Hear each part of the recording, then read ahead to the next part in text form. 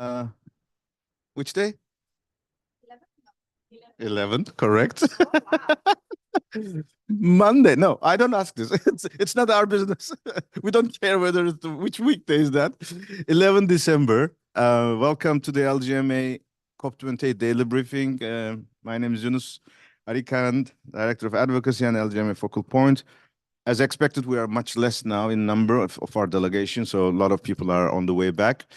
So for today, we will not go too much through the presentation, but it's just good to be keeping up in case we need, we can use it. So let's remember what happened yesterday. We had the GG8, the Global Goal on Adaptation text. There was a debate during the session and afterwards whether we should push for a text or not.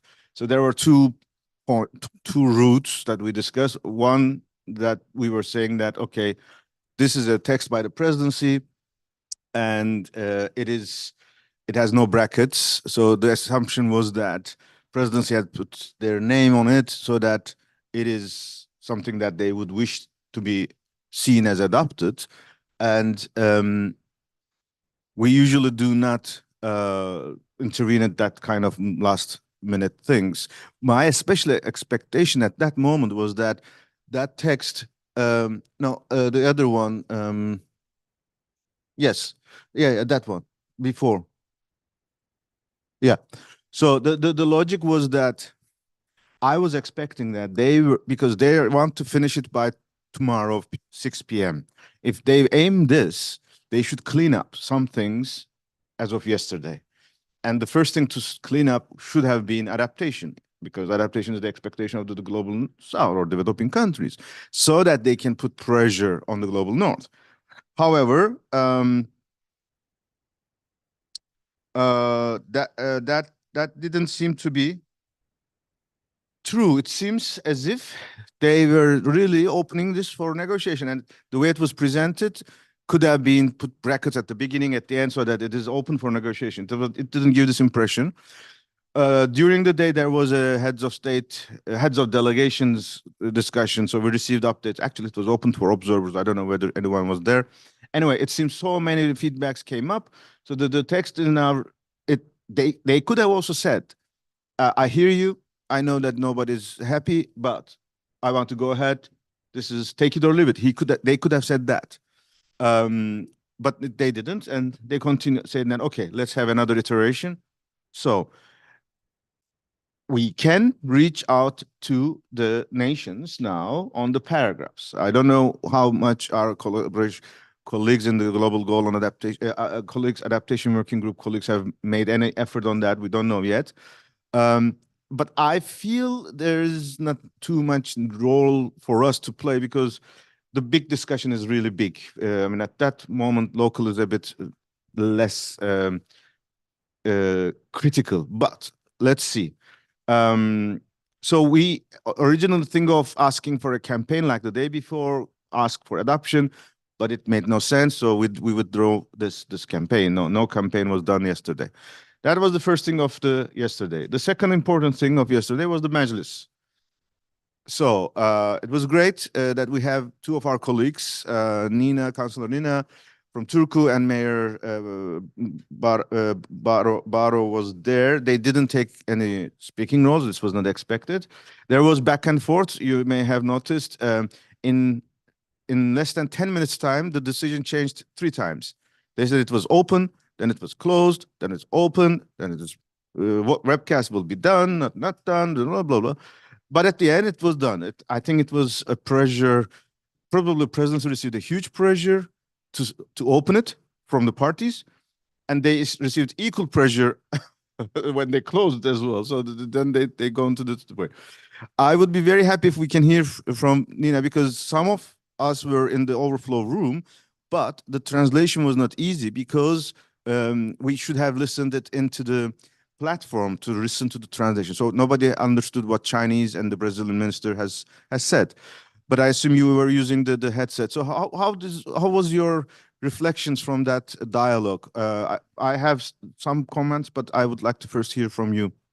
Yeah, well, thank you. I think, first of all, the atmosphere was quite tense. It was quite intense, and it was quite well, the president really put himself out of there. I don't know where did it start right from the beginning, the recording to the overflow room, but he had a really emotional speech in the beginning, in the end, and in the middle points at some point. At some point, he left the plenary room.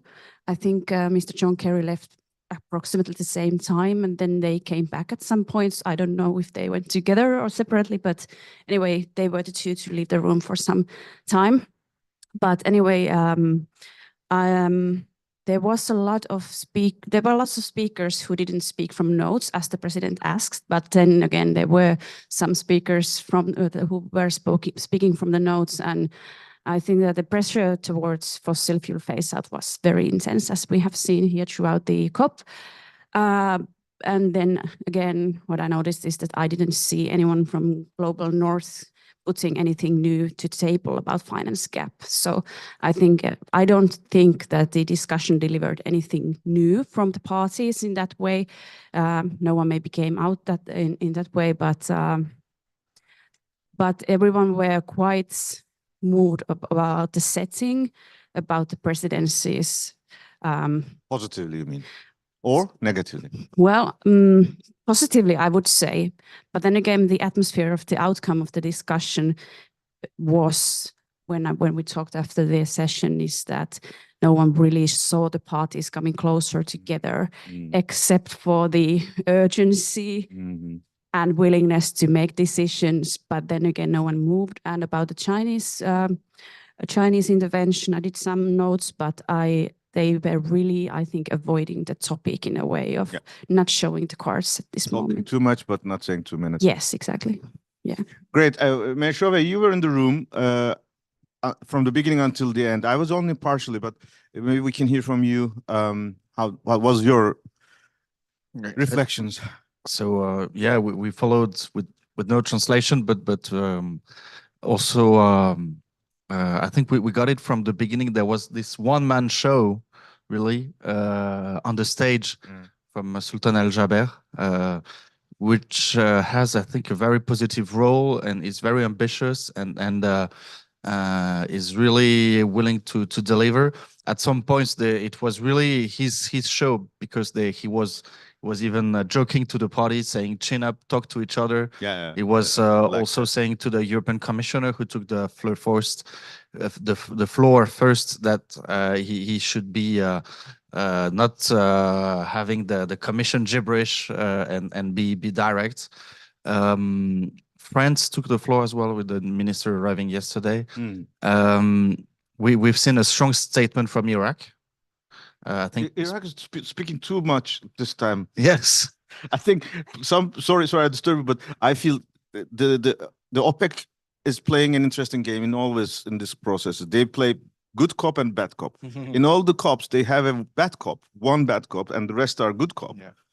So everything what the others want to say, they shut up, but only one of them speak. And this year, it's, I think, Iraq. Exactly, because we saw that Saudi Arabia was more of probably the good cop, and Iraq was clearly the bad cop.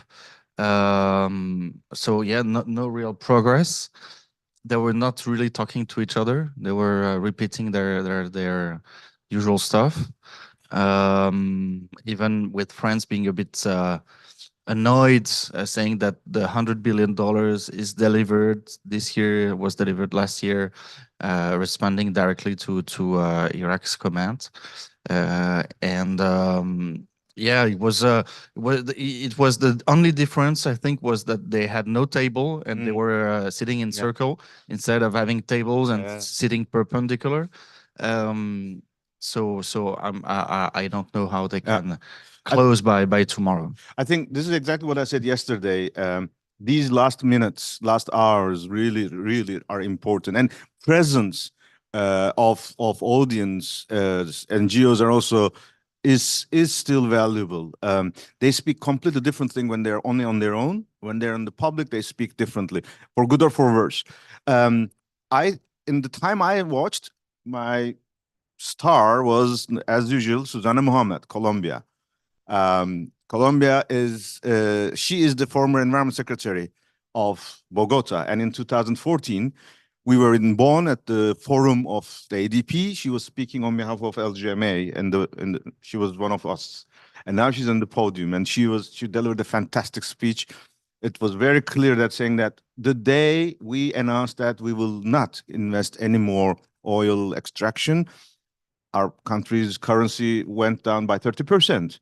And when this was the case, the IMF came and they have increased my credit rates. And so while we were expecting applaud from the world that how nice we are suffering. And if you do not solve this, we cannot continue. It was really very, very clear plea. And also the best response came from Annalena Baerbock. It was one of the best speech of that session. And she was very honest and clear. She said that there are countries, there are rich countries like Emirates, she was directly showing to him, and there are industrialized countries like us. We are not rich and industrialized anymore. Yes, we have benefit from the oil era, but it's not the case now. The current reality is not we are rich.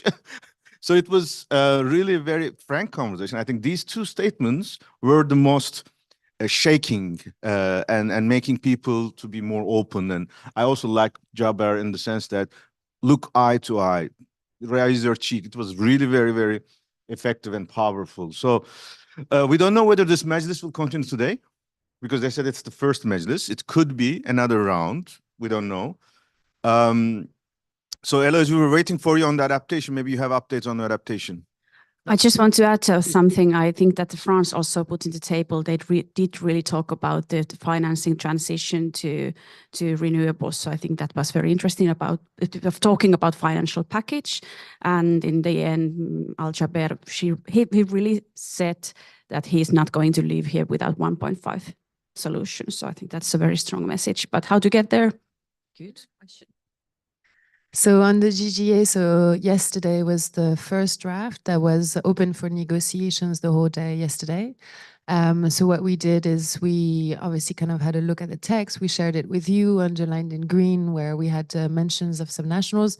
To be honest, it was quite positive in the sense that there was quite a lot of mentions of some nationals or local adaptation. We are just a bit worried because we heard that in the negotiations, there was a paragraph that was great for us, which is paragraph 31. And apparently this paragraph is now being very much questioned because a part of it was about financing. So I think what we're waiting for now is the text. There should be another version of the text. I think what we'll do like we did yesterday. We'll have a look at the text. We'll underline what we've kept. And if we feel that there is, we've lost a lot, I think we kind of need to know as well from the UNFCCC presidency whether it will be still open for negotiations. Yesterday it was. I am not sure it will be today. So pretty much we'll keep you posted, but there is a risk that we're going to lose some of the language. However, the good news is I'd be surprised if they take everything out. And we had at least 10 or 15 mentions that were connected to our work. So I'm hoping that we'll keep some of the language like the preamble that we have, but there's a risk on the paragraph 31. So that's pretty much how we're going to do it. Just one thing, I think we should be careful when we say UNFCCC presidency, it's a bit confusing. We should really say COP presidency. Yeah, sorry, COP presidency. UNFCCC gives the impression that it is the secretariat. Yeah, no, sorry. So COP presidency is a better terminology. So we will all be staying tuned. I mean, there's not too many things going on. We are relatively now just waiting through. So we will stay in touch. Are there any updates on the dialogue with the nations? I have from my side, I was in the Bangladesh pavilion, sitting next to Saber Chowdhury, who's the special envoy, and it's particularly important for our colleagues. Ladislas is not here, but Saber is leading the LDCs. It's different than Africa. So LDC's coordinator. I forwarded the text on this GST, and he knows us very well. Saber has been in the SDG negotiations as well, so he knows very well. He has a very passion to local action. So he said that he will do something as much as possible. I received for the first ever response from Dominican Republic Deputy Minister Natalie. She said that we are working on it. I think Canada is still trying to do something. There was your meetings with the Commission, I think. Sorry, I met with Belgian minister and upcoming incoming EU presidency, and then I had a meeting with the Commission, and then Mayor Chauvet spoke with the French minister, and then I had another meeting, I think with the Bulgarian minister, yeah, with Julian, that we know from ECF times. So, but I mean, everything is in the hands of Teresa Rivera because she is negotiating internally then externally, and but all of them are champ supporters. So I keep pushing. I want to look at the Irish minister because he was yesterday also very good on the Mejlis. I don't know whether you have listened. Yeah, I just saw it on social media that he had mentioned finance in particular and the framework. Just on the champ, he should be aware of it because I've sent the champ details to him. We had a meeting with the Romanian delegation yesterday morning. They were not aware of CHAMP, but after the meeting they were, and they looked at it positively. And we also had a meeting with the Maltese delegation. They were aware of CHAMP, which is great, and they are looking favorably on it. So hopefully we impressed upon them the need to sign up to that. I also had a dialogue with Mahmoudin. I said that Egypt is not an endorser. I mean, the delegation is really lost. It's the power, the human power. Probably that's the reason. And he said that he will do his best to reach to the Egyptian, but we'll see. So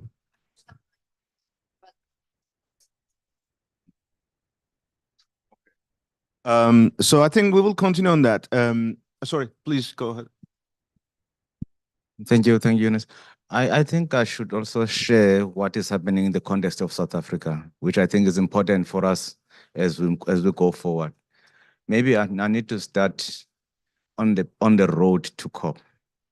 That we had as BRICS now, as part of BRICS bloc, we had sessions that are quite significant for us. One was a forum on urbanization of the BRICS countries. The second one was a forum on disaster management of the BRICS countries, which is led by the ministers.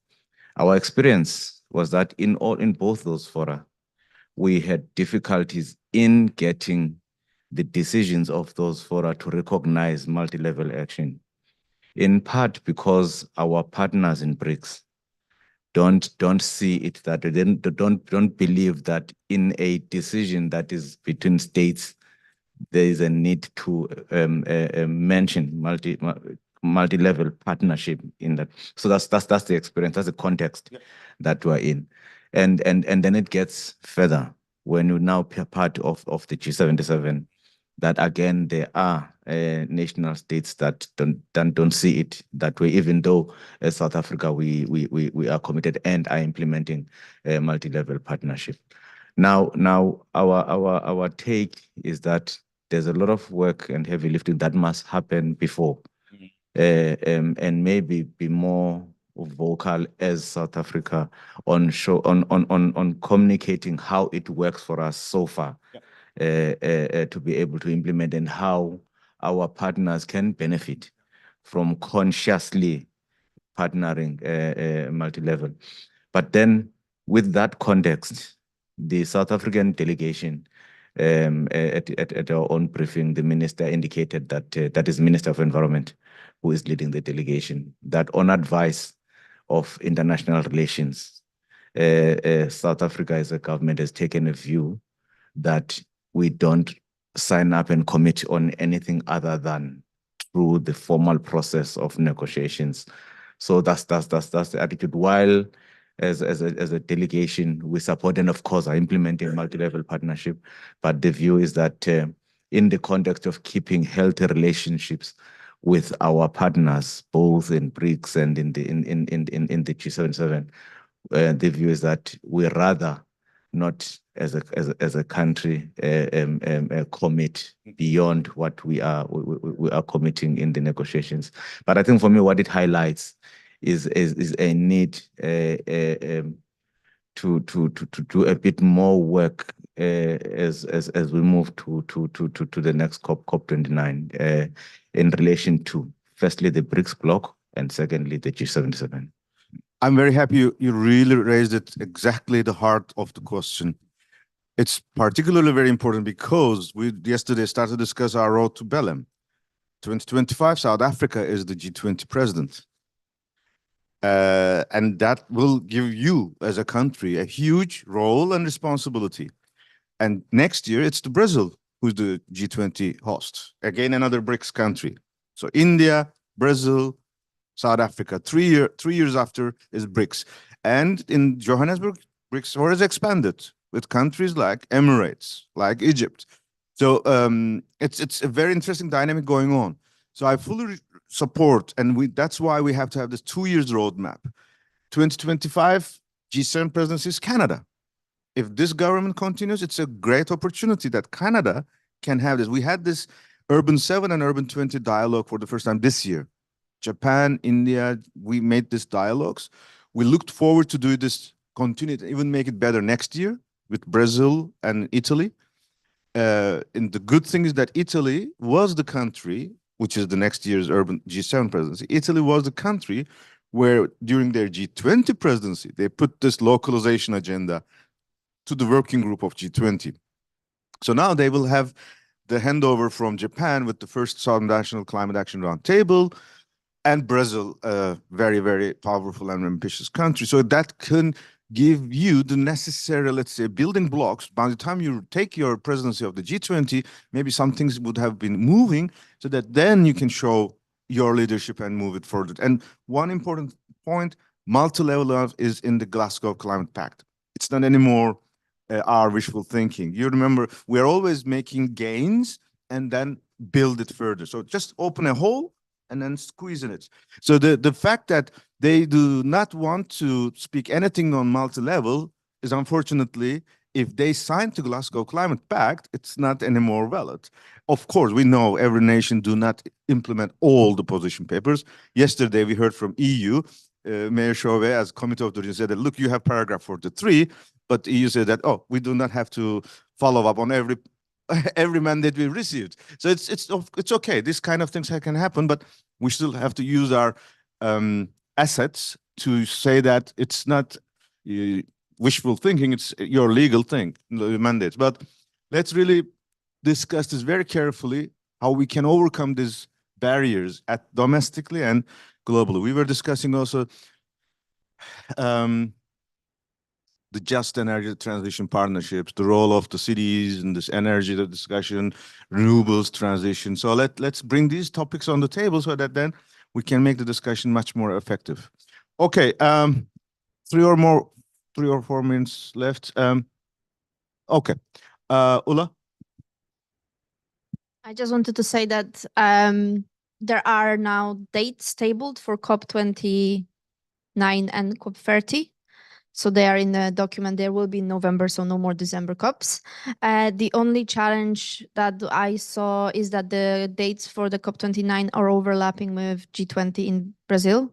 So they are, again, similar situation to Indonesia. And for us, the very bad news Yeah. is the World Urban Forum in Cairo. Yeah. Overlapping exactly Yeah. on the same days, which is very terrible. So I guess that's just something to bear in mind and watch. I guess the other point I wanted to make is whether or not, and who is available today, because we will probably want to huddle once the text drops to see. So on that front, so officially we have a slot. What was 2:30? The UN Habitat Eclipse slot? 4. Because in the afternoon we are free, isn't it so? So this space is free. Is there any event in today's? So we were aware that these days there will not be side events in our pavilion. So this space is open. This space is open both using our microphone and a webcast, so we can always use this. Not necessarily going inside the meeting room, but we can also go into the meeting room, or we can decide no webcast, let's discuss. So these are all possible. The pavilion is open. We can use anytime needed. You don't have to stress for a meeting venue. So Ula and I are getting some WhatsApp messages about when the GST text might fall, because Simon Steele made a kind of press huddle this morning, and as we speak now, he's briefing journalists there. So he's saying that it's like in the morning the text will come. He said in the next couple of minutes you will see the draft text, and then at Next minutes. huh? Yeah, that was a couple of minutes ago. Yeah, exactly. And Ula is kind of hearing that it might be around 11. And then at 1:30, there is the COP presidency press briefing about the next There step. was also a UN Secretary General press briefing at 1. It is in the, yes. Is it before or after? So Simon Steele's was this morning. Yeah, it's now. And then at 1:30, there is the Yeah. COP presidency. And then I think around 3, there is the UNSG's Oh. press briefing. 11:45. Yeah, exactly. That's what I was. Yeah, Okay, let's see. I mean, my suggestion was that after the COP presidency briefing, Yeah, maybe we It can will- exactly. huddle here And- around 2:30 to work on the text and discuss next Joe, one steps. question. When there's can we connect webcast and watch it here from your laptop? And we can also hear, huh? So I suggest let's watch the press conference here. Because we are not allowed to go into the press center. It's only open for media. And it will be easier. Those who wish, you can come and watch the press conference here. You can also watch from your laptops anywhere. So you don't have to. 11:30 onwards, I think, be aware there will be a couple of press conferences coming up. It's gonna get delayed. UNSG is a press huddle. So UNSG is a it's- press huddle, yeah. so it's different. We cannot be able Yeah. to follow that. But the When one, she say press huddle, it's the Al Hayrat plenary. Outside, there is a media stakeout there. It's not there is not a camera and broadcast. Just all the media around that area is the one who can listen. So that's what she means as huddle. but 1:30 is a kind of Yeah, in the press official. conference room, so Yeah, you can follow. exactly. Okay, so let's stay by the ear and then stay connected. This space is ours. We can use it anytime we want. Let's continue to reach out to delegations. Yeah. One more question. The COP plenary, I saw it's opening at 4:30 today. No, it is the Global Climate Action event closing.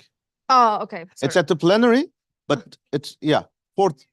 Yeah, it says 6, but well, there will be in any case a plenary today, but I think it's all after these things have happened. Okay, cool. Yeah, it Uh, can be happening sometime during the night. So my question is, will we be allowed to take floor? And if so, should we? There's no information as such. I'm not expecting Okay. because I think that is the moment where they will ask for a last round of efforts.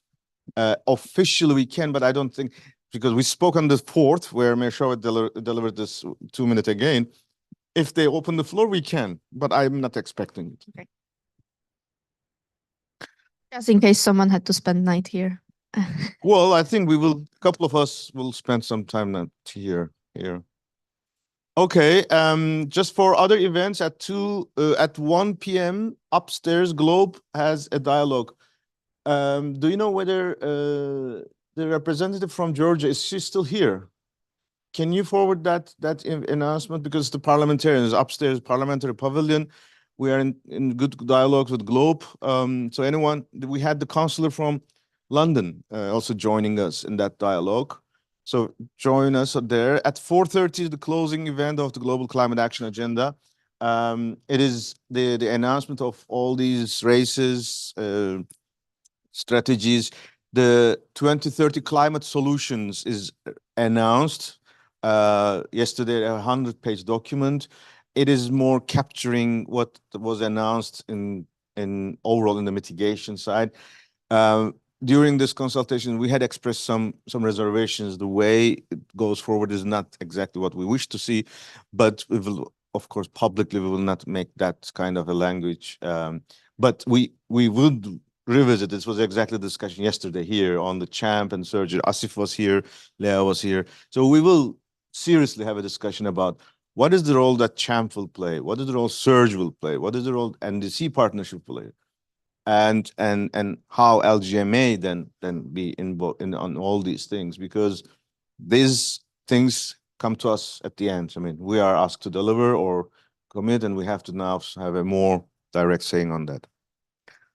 With that, there are maybe a number of events. I know, Heloise, are you here at the IUCN pavilion? There is an event on local-led adaptation at 1:15. I don't know whether you have in it. Okay.